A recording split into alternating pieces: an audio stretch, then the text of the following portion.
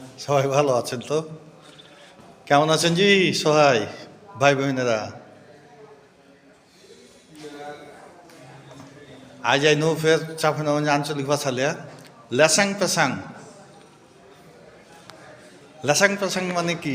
হারা তো কহি যে লেসাং পেসাং করছে মানে হেলে দুলে, মানে খুব হেলে দুলে চলাকি হারগে আঞ্চলিক ভাষায় লেসাং পেসাং করে, মানে লেসাং পেসাং করে হাঁটছিস কেনে কোনো কাজ করতে, মানে যা ওই কাজটা করতো বা ওখানে যেত তখন খুব ধীর গতিতে একটু ঝুঁকে হাঁটা বা একটু ডিজাইন করা হাঁটা।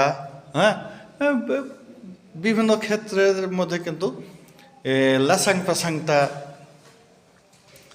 ব্যবহার করা হয়। লেসাং পেসাং চাঁপাইনবাবগঞ্জের একটা আঞ্চলিক ভাষা, মানে হেলে দুলে ধীর গতিতে চলাকে লেসাং পেসাং হয়। আর একটা হলো ঝিনাটা মারা।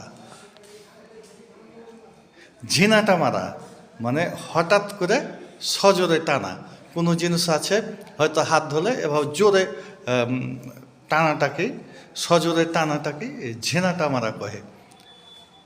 যেমন কথা, ভালো কথা কইতে কইতে খুব রাগান্বিত ভাষায় কথা কয়ে চলে যাওয়া, এটাকে কয়ে ঝিনাটা মেরা চলে গেলো, ঝিনাটা মেরা কথা কইছে, কোনো সজোরে আঘাত করে কথা। হ্যাঁ, বা কোনো কিছু ধরে মানে খুব ফোর্সে জোরে টেনে নেওয়াকে কিন্তু ঝিনাটা মারা কহে আগে চাঁপাইনবাবগঞ্জের আঞ্চলিক ভাষায় ঝিনাটা মারা। হ্যাঁ, আর সুরোয়া মানে তো জানেন, সুরোয়া মানে ঝোল।